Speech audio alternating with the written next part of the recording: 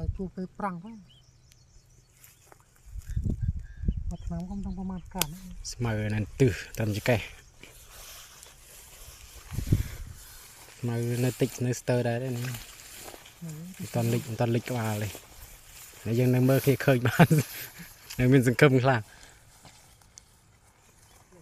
មកប្រៃដោះចង់ចិត្តវិញហើយវារងឆាហើយរង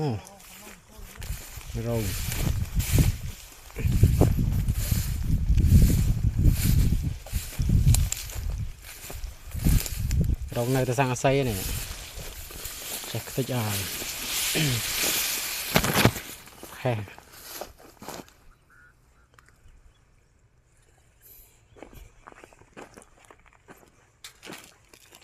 ប្រភពម៉ែខ្យល់បោក